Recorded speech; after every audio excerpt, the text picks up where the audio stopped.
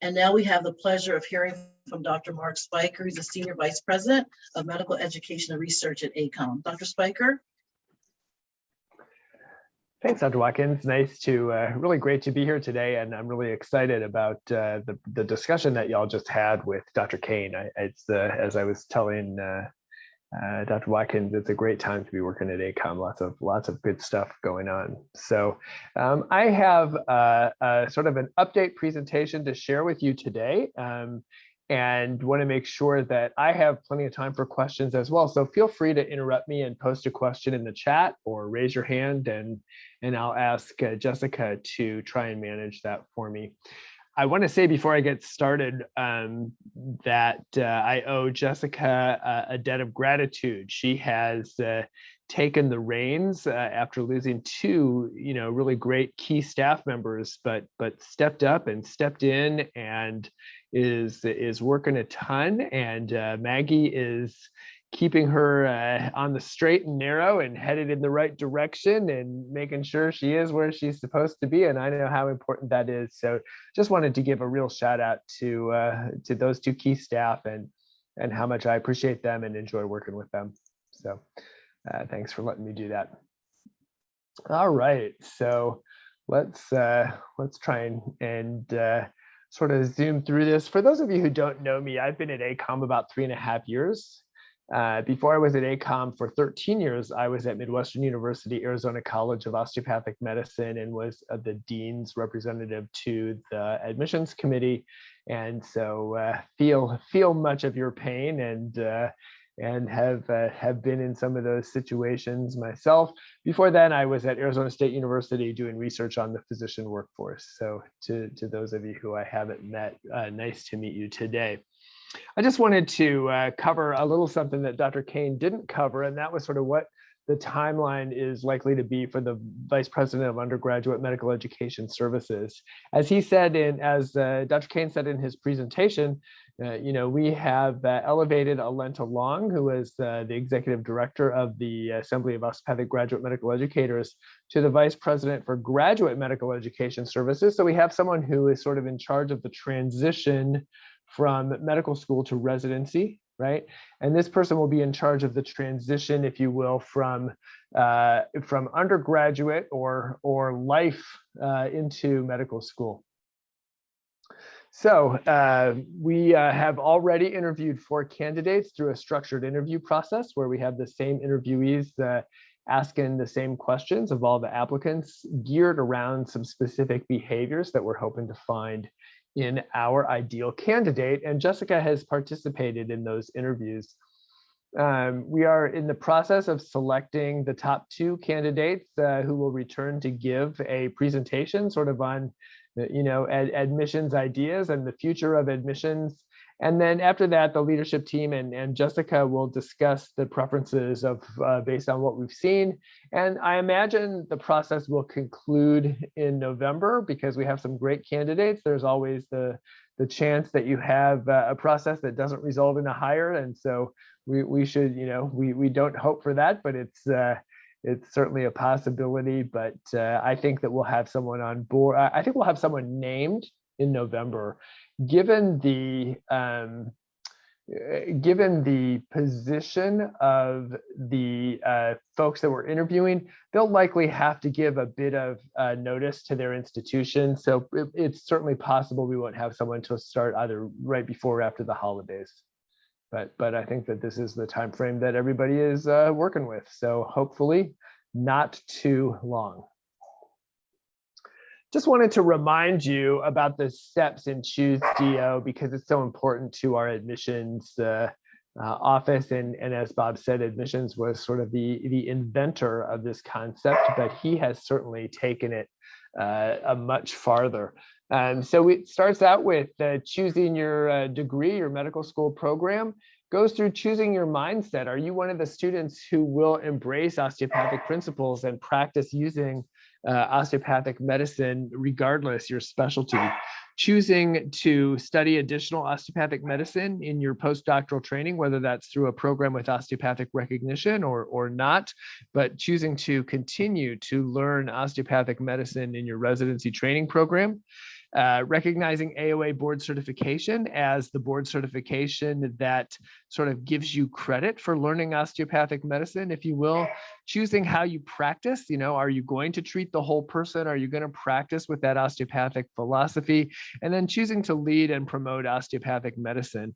I am fortunate enough that two of my graduates are my physician, my family med doctor and my cardiologist. And so I love the way they treat me, and I certainly recommend it to my family members and those that I care about. So I tell people that no one has more money where their mouth is than I do. So it's really nice to sort of be able to live the choose DO mind frame here. Just wanted to give a few quick updates on some special projects that have been going on since last year.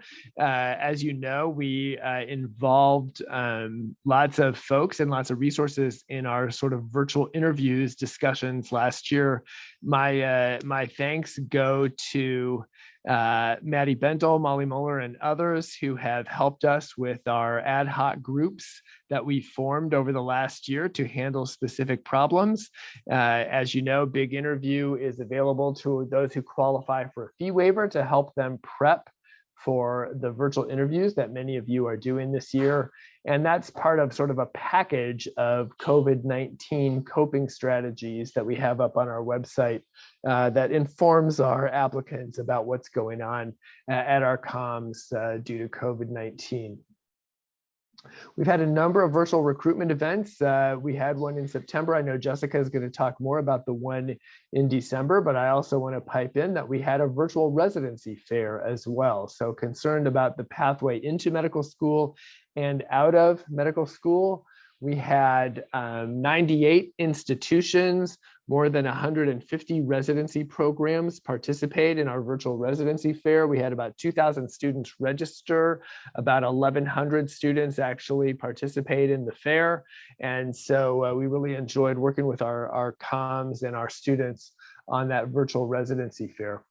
Another reminder that last fall, when Jamie Bograd was still here, we developed sort of a draft participation agreement. And we said that we would give some feedback to the deans after a year or at about a year of how they are doing under the participation agreement. The participation agreement includes things like proper use of a COMAS, sharing data, recording your admissions decisions in WebAdmit, those kinds of things that we're looking for from those who participate in a COMAS. So that will be sort of a mid-year progress report in November, because the report card goes from by the application cycle, so from May till April. So the projects that are going to take some longer period of time, many of these were referred to by Dr. Kane in his talk, or at least hinted at. So HARP, the Holistic Application Review Program, is actually part of a larger artificial intelligence in osteopathic medical education initiative. There's two components to this initiative. Number one is, how can we work with our schools to use AI for good in the medical education process? So can we use AI to identify better candidates? Can we use AI to form relationships with candidates we're particularly interested in, or support you in forming relationships with candidates we're particularly interested in? Can we use AI to individualize a program of study or program of academic support for students based on their previous academic record? So maybe we can take somebody with a slightly lower GPA or a slightly lower MCAT score, because we have this personalized academic support program that's been developed using artificial intelligence that we know, due to past students, will sort of help them be more successful in medical school. Can we do some residency advising supported by artificial intelligence, right? Where is this student likely to match or not match for residency based on, the thousands of previous osteopathic medical students that have matched to residency program? How can we really effectively guide this student and direct them towards the career and the specific residency programs that will be most satisfying to them. So right now we're focused on the admissions process, and especially my personal interest is the use of personal statements and experiences to sort of predict both admission to and then success in medical school. I think that we undervalue the personal statements because it takes so much human time to read through them and to assess the experiences that the students spend a long time curating, right, in order to prepare for medical school. So we're trying to design some artificial intelligence. As many of you know, we had 14 pilot schools participate in this project. We're trying to design some artificial intelligence that can really support you in systematically reviewing those personal statements and experiences, and then using them to sort of get the best medical students in the door. I was interested to hear the discussion of, how can we become less dependent on the traditional but also biased markers of admissions like MCAT scores and GPAs, and this is one potential way. During the pilot, the artificial intelligence identified a group of potentially qualified applicants that was slightly larger and more diverse than the pools identified by the admissions counselors in the project, because it didn't go by the MCAT and GPA filters. So, the next steps are to do some additional pilot testing to see if some students who would sort of have ended up in that larger group identified by AI, let's see how they do now in medical school. We've actually started working with the AAMC to do an MCAT validity study.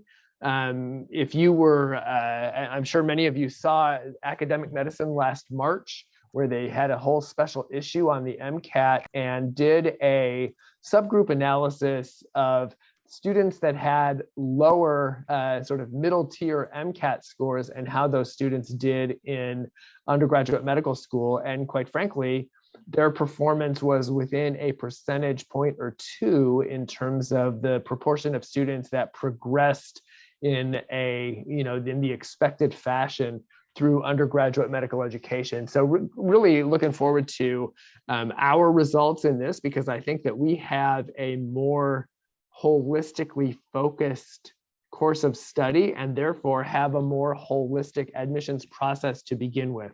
So really looking forward to giving you all some results during this academic year on how your, I should say, admissions process would work if we augmented it with artificial intelligence. As a part of our effort to find more students who are sort of osteopathically inclined, as I explained in Choose DO, we developed a 13-item survey. It'll be published probably in the next 2 months, so by the end of 2021. When we did this survey, we were trying to make sure that we had questions that would really help us identify students that were more suited for osteopathic medicine. So the 3 factors that we found that we could identify with this survey were students who value engaging relationships with patients, students who want to take a holistic approach, not just to their patients' healthcare, but to their own health and their own life, and students who desire to use touch in the treatment of patients. And so we think those results really supported using this ATOM survey, Attitudes Towards Osteopathic Medicine. Isn't that a clever name? This ATOM survey to assist you in maybe finding some additional students who might be interested in your program of study. We're working with OTHOT, which was just purchased by Liaison, to include HARP, so to include the text analysis that we've been doing on personal statements and experiences in with the quantitative analysis that OTHOT's been using to predict matriculation into medical school. So we think that combining quantitative and qualitative predictors will be the most effective way for you to select students in the future. And we're looking for some ways that we can show you in dashboards, sort of, here's where this student is in terms of their personal statement and how like they are students that have succeeded at your school. Here's where the student is with their list of experiences and how they reflect your mission. Here's where the student is with their academic standards. And so really give you a convenient way to do a much more holistic application review. And then, of course, describing selection science. There's some other parts and components of what we consider selection science, which is choosing the right students, right? Students who will, be successful in your school academically, but also in your community and in their eventual practice setting, right? And so, what if we could crowdsource from some of their volunteer experiences? What if we could, instead of depending on 1 or 2 letters of recommendation, what if you had, star ratings from the, 200 people that they had volunteered with over this past summer? What if we had 360-degree ratings from the students in their classes? These kinds of things are the things that we're actually looking at to see how we can help you select better students. And this is just a reminder of what we've done so far in the holistic application review process. Those green boxes are things that we've already accomplished. We have our individual college acceptance prediction models for the 14 pilot schools. We were about 85% correct in predicting whether or not a student would get an interview based only on their personal statement and experiences. And we're about to conduct our prediction of matriculation. So we'll see how well we can predict matriculation just from those things as well. So this is sort of where we've been. I don't want to spend too much time on this, but as you can see, we've started getting COMAO input for it.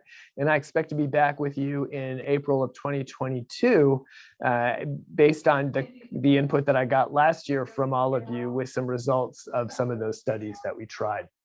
And so what are we doing? What did you suggest to me? You suggest that we incorporate more COM-based variables like geography, specific course grades, or specialty interests that were important to your individual schools. So we are pilot testing with individual schools. Here's the things that our admissions committee find important. Can you help us look for those things in this, this big batch of students? We're also working on assessing letters of recommendation to see which ones have meaningful content. And we've started making a rubric for, we're going to ask for your help in scoring, if you will, letters of recommendation that we'll then try and replicate with the artificial intelligence. We've started working with the NBOME to get COMLEX scores added into our data lake, and I'll show you a little picture of the data lake in just a few minutes. But this way we'll be able to sort of say, okay, we can predict that these students who who have a personal statement that aligns with the values of osteopathic medicine, who have experiences that we think will align them with your school's mission, and who have the academic credentials that they're going to need to be successful, we can predict how they're going to do on the COMLEX and help you predict which students are going to need early academic support, if you will, and how to individualize that support. So the questions that we're evaluating right now are do you want AI in the admissions process, in your specific comms admissions process, and what value can artificial intelligence add to you? We're working with OTHOT. We've had a school volunteer to sort of be the OTHOT guinea pig, which is a combination of text and quantitative variables. So I look forward to reporting out to you to see, hey, does natural language processing, the work that we're doing with the personal statements and experiences, does that add accuracy to the predictions that OTHOT can already make? And then, of course, we'll be coming back to you and get feedback from your areas as well as feedback from the deans. So I look forward to coming back to you with those results. We're continuing to, as I said, work on the pilot schools to predict actual interview and matriculation. And we're going to be figuring out how to summarize a person's experiences and personal statement with just a few keywords or just a few sentences so that you can get an accurate systematic view of every student without, taking the hours that it would take to read personal statements from your 4,000 applicants, right? And then OTHOT is exploring quantitative decision data for medical schools. And so they're working with us to find out now, what does text add? So we look forward to working with them in the future. They've also agreed to do a study for us to assess how we might change the fee waiver program to make it more effective. How can we get more socioeconomically disadvantaged students to both apply for, but also attend DO schools? We've just started on a great new project with some researchers at the University of Virginia called Resilient Mindsets in Medicine. This is a faculty development program that's designed to impact students. So the basis right out of the gate is the relationship between the faculty member and the student. We are focusing on the support of underrepresented students in medicine for both their academic performance in undergraduate medical school and their persistence, so their ability to sort of move through academic medical school, successfully complete undergraduate medical school, and then move into a residency program. Motivate Lab has done this with underrepresented students in STEM fields. They've done it through the development of what they call learning mindsets. Learning mindsets have three components. Number one is a growth mindset. So the growth mindset is the ability to learn from our mistakes, right? We're not afraid of making mistakes. We don't hide our mistakes. We learn from them.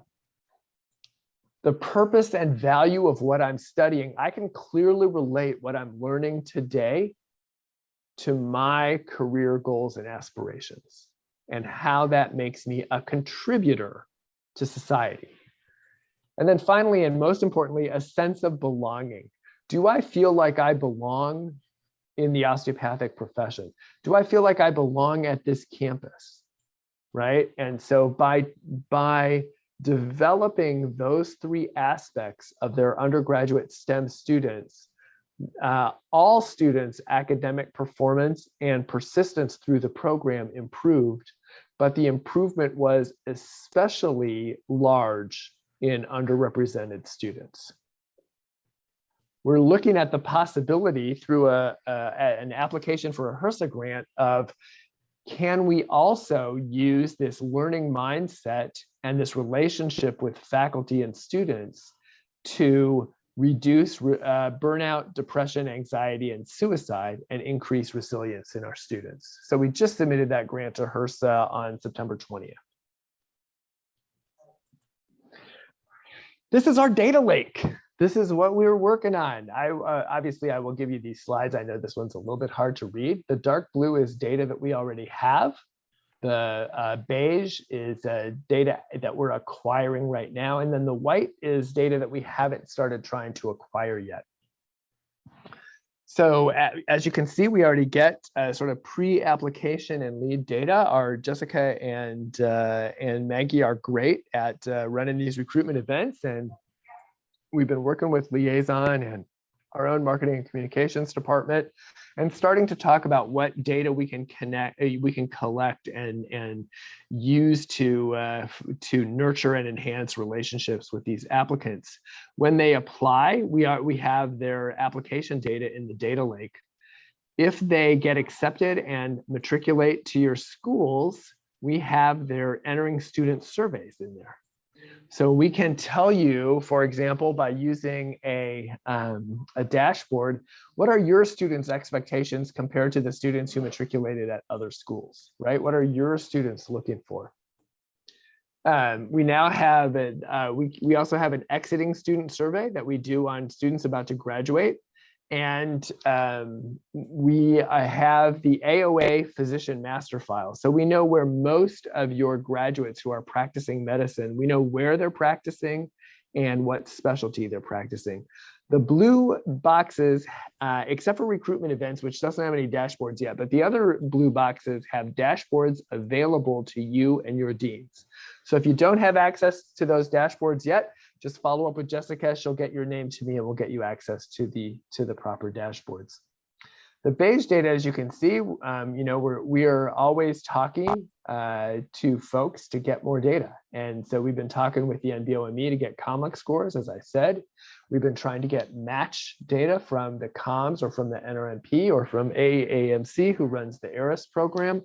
And we've already gotten program director data provided on a per student basis to our COMS.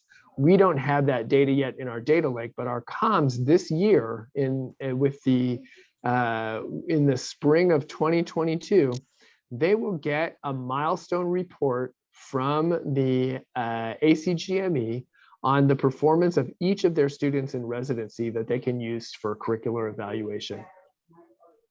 So we're really happy that we've been working with all these groups. We're actually talking with the AMA now to see if we can get a list of all the DO residents in residency and a list of all the DOs from the AMA physician master file. Then we'll have a really very complete list of all practicing DOs. And we think that'll really help your alumni areas. Right? You can see that for the future, we're looking for grades and competency information, EPA information, preceptor data, and board certification data. This data is all linked. So if you ask me, hey, was this applicant who had these characteristics, were they satisfied with the education they got when they graduated as described in the exiting student survey? I can tell you if that specific student, I can tell you about that specific student. That's going to allow us to subgroup students by gender, race, ethnicity to see, hey, how well are we doing at meeting the needs of these different subgroups of students? And I really look forward to sharing that with you as we develop that ability. Here's what we're working on right now with the AMC. MCAT validity for DO students, never been done before, surprisingly, even though we all use MCAT, and a situational judgment test score pilot to see sort of how our schools are using it with one COM and how what that might predict in osteopathic medical school. We're in year 2 of our shared services agreement with the AAMC. That agreement covers financial information, resources, services, and tools. So all the financial aid education information that the AAMC provides to MD students has now been revamped for DO students as well. Careers in medicine. We have a member now on the Careers in Medicine Advisory Board, and all of our entering students get Careers in Medicine for all 4 years of their medical education. We're working with the AAMC to get more osteopathic information into Careers in Medicine for our students.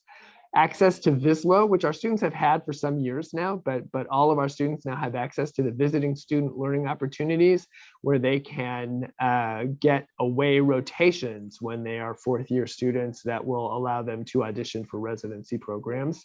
And then the 4th service is the curriculum inventory. I think we have 6 schools that'll be uploading to curriculum inventory this year. And of course, we're expecting nearly all our schools over the next 3 years to start uploading to curriculum inventory.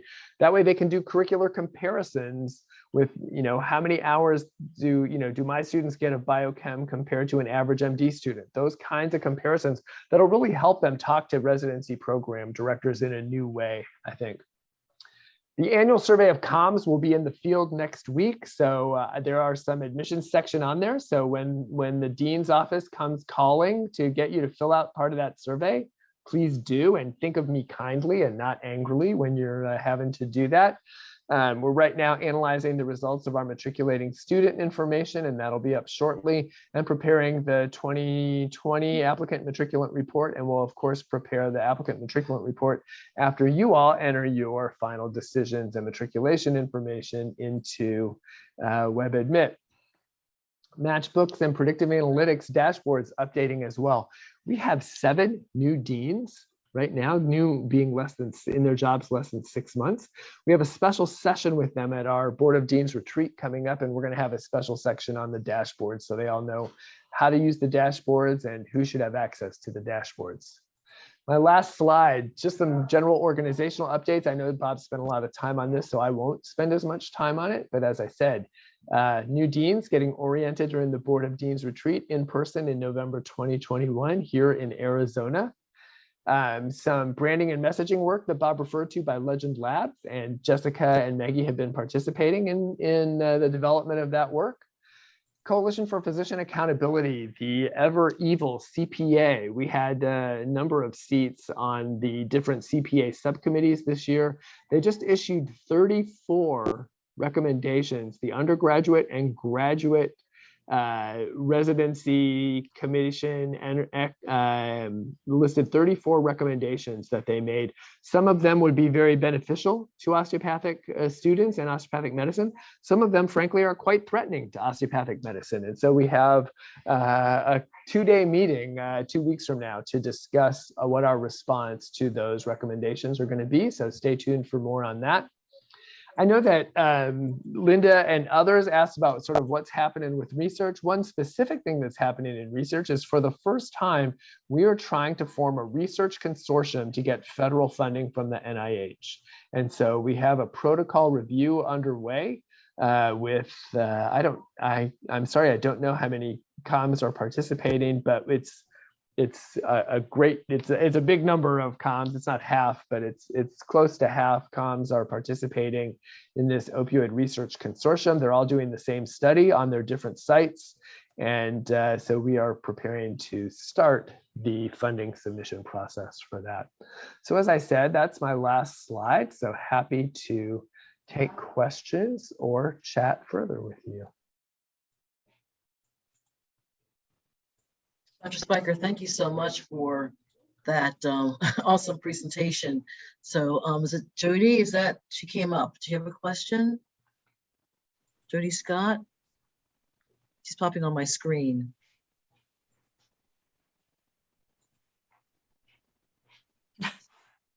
Questions for Dr. Speicher? Can I ask one? Oh, Please do. Yep. Yeah. so I don't know if other schools have these problems, but you know, one of the things I've tried to do is take the MCAT data that shows the relationship with the GPAs, the MCAT scores, and how they move through at the same rate that young people who have the high scores do. And it's pretty similar. And it is the hardest thing to get faculty and an admissions committee to pay attention to that. I hear them often say, they'll sit there and talk about the student that had a 500 MCAT that got admitted, and they're in that committee that looks at poor performance. And I'll ask them, okay, that was that one person. Did you compare them? Do we have 3 other kids that made 500 or less and they're doing fine? They're not in the performance committee. It is the hardest thing to get faculty to pay attention to that. So I guess my question would be, going back to, you know, I think this, and I love to be data driven, but I really do like that. And that's why it frustrates me when you try to present data to that committee and it seems like it's not paid attention to. So in your work, is there any thought about how do you then look at what these preconceived notions are within the faculty that seem to drive their conversations, their decisions that are outside of what the data says, even the data in your own school says? So that is a great question, and it's a question that's near and dear to my heart, right? And the other side of that coin is a faculty who's not on the admissions committee asking, how did this student ever get in here? Right? I mean, those were my favorite kinds of questions. And so I just posted a link to the MCAT validity study that I referred to in my talk about the students in the middle third of MCAT scores.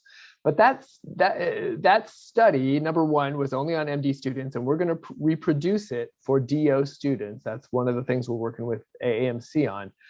But it's only half a study.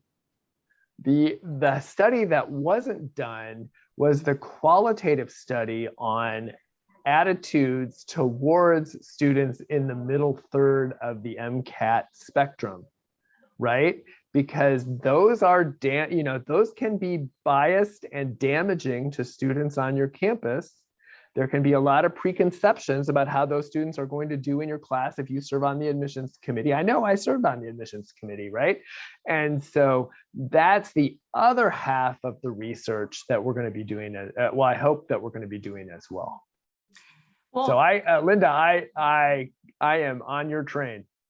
Well, can I just quickly add one other thing, because I really appreciate what Susan and Paula said about, the challenges when you're looking at minorities and the funding, or when they're looking at the money that they have to obtain in order to get their education, and what we just talked about, then the biases about where they are with GPAs and MCATs. What happens to me in Alabama as an example, we get about 500 or 600 students a year, I think 667 last year, that applied to medical school. Well, we've got 4 medical schools in the state now. We offer more seats than we have students apply to medical school, which is atypical. I mean, it's not like the normal state. But what happens is our 2 state schools will get 85 to 90% or a little bit more of in-state students. So they're going to get the students, because the cost is 1/2 of what we're going to charge. They're going to get that top layer of students with the best grades and the best MCAT scores. So in essence, we're going to see for Alabama students, the ones who probably fall even a little bit lower than that middle third of students with their scores and their GPAs. And I'm constantly trying to figure out, how can I get these young people in here or accepted, or, at least thought about in a different way, because I'm not going to have the opportunity for that top half unless I can offer scholarships that are going to level the playing field in some way with the state institutions. I absolutely understand that problem. And I have to say that I hope that between the work that we're doing to make sure that students feel like their personal statements and the experiences they've curated matter, right? The work that we're doing to help students identify a desire to know more about osteopathic medicine through the Adams survey, even when they don't know what that means, even when they can't identify it inside of them, that survey can help identify it in them. And then hopefully some of this, MCAT validity data, between those 3 things, I think that we'll be making some strides in giving you that information. I will also say that we're working with OTHOT to look at the influence of scholarships and financial aid in medical school. And so hopefully they can help you spend your money more wisely, right? And give scholarships to the students to whom it matters, where other students who might be more concerned about your mission or belonging or their interest in holistic medicine or those kinds of things, maybe not as much. But thanks for that question. I absolutely agree with you. And maybe just add some training in that when you get your results for faculty. Agree. I mean, that's why we're so focused on faculty development, right? Yeah. That's why we're so focused on it. I see Susan, you have your hand up. Yes, thank you. And I'm thinking back to the algorithms that you'll use or the AI that you'll use to assess personal statements and other aspects of the application. I'm close friends with several advisors in Southern California, and we talk often, both, how should I say it, for publication and for not publication. And I know that they assist their students in many, many ways on how to write their personal statement. And they will edit it, they will give ideas, they will give information. And when you interview some of those students, we find that that they didn't write the personal statement. So how does that factor in? And I work with a group of, I'm the co-advisor for the Latino Medical Student Association on our campus, and I work with a group of students who are applying also, and they just don't have they don't have that kind of assistance Right. throughout the whole process.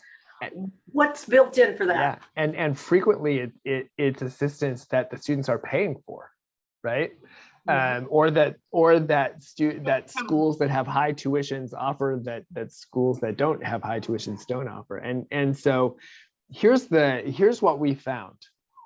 We can analyze a student's personal statement and analyze how they wrote about their experiences in their application, and pretty accurately. So we're at about 80% right now. We were at about 60%, but pretty accurately describe if it's the same person who wrote the two different things, right? Because every student has to fill out both sections of that application.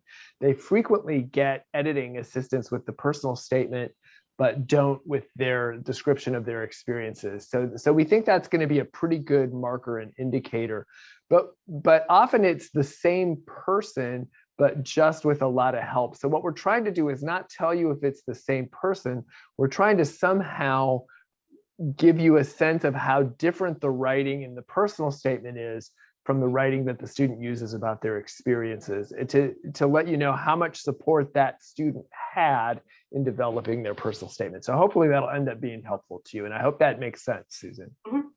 It does. Thank you. I don't see any more questions. Jessica, I don't see any questions in the chat either, but feel free to moderate questions for me. Well, I have some additional comments, if I may, so if no one else's. I like what you're doing. I think you're going in a really great direction, and it does take a lot of work and a few years of applying this to you see that it is really working well or not. But I'm kind of feeling that we're an unintended consequences that we're going to go in a certain direction and exclude maybe other areas that we might want to include. It's not that we want to exclude certain skill types or skills that the applicants have. We just want to broaden ours. So that's what I'm thinking. And I could be totally off base. I don't know if I'm expressing what I'm trying to say correctly, but it's as though we're doing the same thing, but for a different reason. I think I understand what you're saying, and you can tell me if this makes sense or not. Step one in this process for me is to find out what information we can provide, right? Then step two is to find out not how we think you should use the information, but how individual comms think using this information will make their process better and stronger. Right? And so hopefully that's the part of the process where we don't get rid of things that are important to you. Right? And so that's why we're spending so much time on individual variables that are important to an individual comm, rather than trying to make all of you use AI in the same way. Okay, I see. Okay, thank you. I wonder, let's see if I can put this in words the way it's in my brain. With any type of review, I think we really need to be careful that we're looking for people who have qualities we desire because they have those qualities, not because they just don't have the academics because of a poor choice. And I guess my thinking here is that I know we've all seen those applicants who have come across who have lower academics simply because they have far too many extracurriculars they've been focusing on. It has nothing to do with their background. It is literally a poor series of choices that they've prioritized the extracurriculars over their academics and or are using that as an excuse. So I do applaud looking at things other than the metrics I put in chat earlier. We're trying to do something like that. I very much appreciate Linda's comments. We have a particular faculty member who is in a leadership position who we pretty much at this point just ignore his feedback. We can't exclude him from the process, but he is one who has a laser focus on MCAT and will not consider anybody below a certain threshold. And it's, no matter how much data you throw at him, he's just not gonna change. And so you have to adjust for that. Our own process. That's why we're still piloting, because we're trying to look at, okay, here are the scores, and these are the people that got in with those scores. And now we have to see how they track through. That's the important part, because then you have that internal data that says, look, it's foolish of you to continue to say you can't consider candidates in this range when these are the ones you taught, you graded, you passed, they've graduated. Let's get past it. But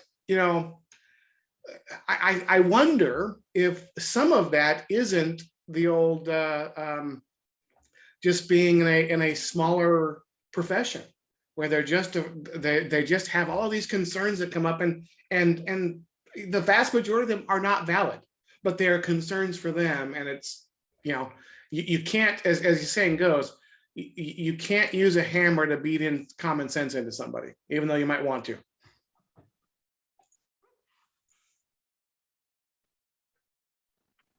Dr. Speicher, I just want to, and thanks for that, Steve, because we can talk about this forever. I actually sent my admissions committee an article.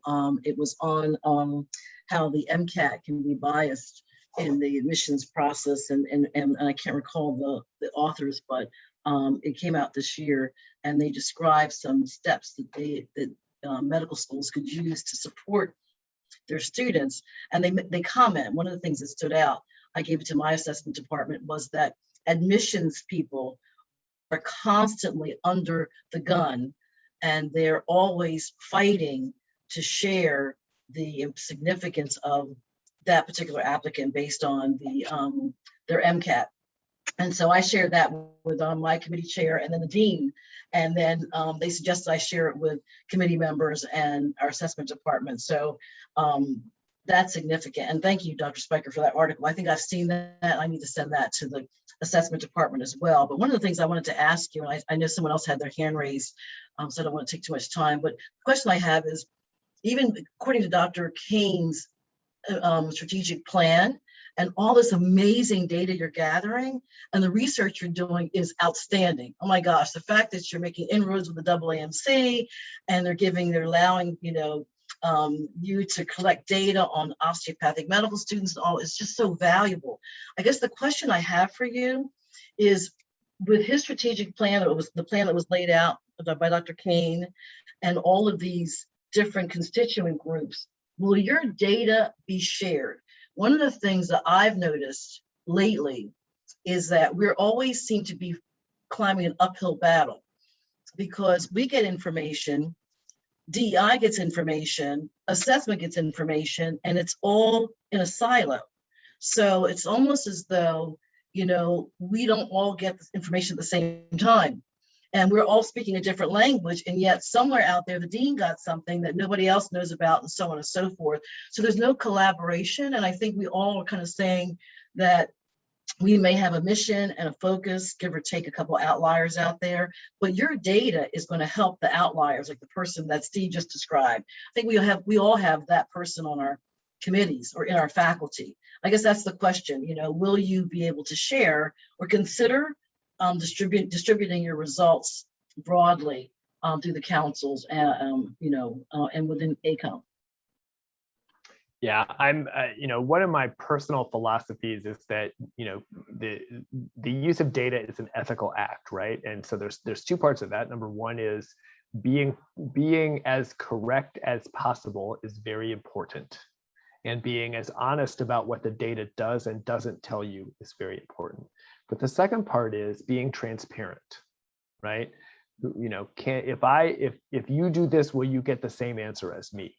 And in order for that to happen, we have to share this data. So I don't want anyone to be concerned about data security or confidentiality. We have policies in place that were developed by an expert in those subjects that we follow to make sure that identifiable information that has been entrusted to us is not released inappropriately, but releasing data to you all, to researchers. If you go into the dashboards right now, you can select 5 or 6 schools to compare yourself with. And that data will be aggregated so that you can't see any one school's individualized data, but that's how we intend for you to use this data, is to ask the data questions that are important to you, even though they might not be so important to ACOM that we're going to do a whole study on it, you'll still be able to ask the questions that are important to you. So yeah, that's definitely my philosophy. I see that Adrienne has her hand up. Yes, and I know we could talk about this subject all day long. And I'd be fine with that. Yeah, I know it's amazing because it's some good stuff, and I know we're still kind of in the baby stages. What I wanted to add too is, we're doing a deeper dive on our URM candidates, and as Carrie had indicated in the chat, we're finding that the traditional data that we pick up is not really answering the question, and so we've got to take a look at benchmarking what's going on with our URMs. And then we had our most recent spec group where they were looking to see, who's not passing. And there was one URM. I was like, okay, so stop the screaming. So Steve, maybe some people in your group are in our group. Did that work? I was like, are they related? Yeah, I was like, stop the screaming. Like, what? That we know it's not true. So we've been trying to add the national data, ACOM, MCATs, and all that good stuff, right? But I think part of it is also being asked questions like, why are we engineering diversity? I was like, have you seen the browning of the demographics? Like, wait a minute, did you see the census? Because people are not awake, right? And then there's an article that was in LinkedIn. I have to try to find it again, but it just talks about this one man that said, if you're waiting on me to be the diversity, like the one person who actually said, like, come on, stop it. We're now at the point where, AT Still said there's a better way of treating people, and he saw the disparity. We teach to the disparities of health. Now we have people from the disparate communities in our actually trying to be doctors. Like, why are we tripping? We know what we need to do. So it isn't really about access, is it really? Come on. Now we're talking 2% African American men in the black men in white coats. We could make that change in a heartbeat. And it's not about like taking risks per se, because when you think about them, every part of the pipeline, they could fall out. That's true for any student, but specifically for the Black men. So access isn't quite enough. And I keep saying that over and over, because once we get them here, the environments where they are located, as you heard Paul say so eloquently, it's a minority within a minority. We have got to figure out how we're going to change the mindset of those people that will support them after we hand them off. And that's where I see the bias piece is very critical. We just did our bias training today. There's a lot of things that we need to do to incorporate their thinking so that we are able to move on, not only just to get the next class, but move with some grace about the campus. So we're not like in a, like what that look they have, it's like it's desperate and they're seeking conversations with you and you have to, pass them off to the next person. So we're finding that we're trying to dig a little bit deeper, but it's an issue that sits not just at my institution, but at all of ours. It's like, what else is going on?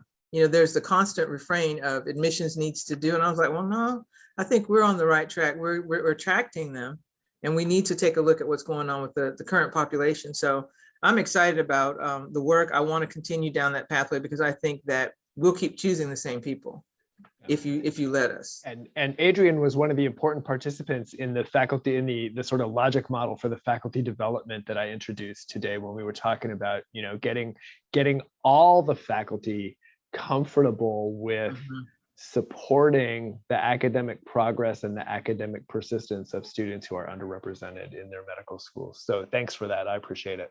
You're welcome.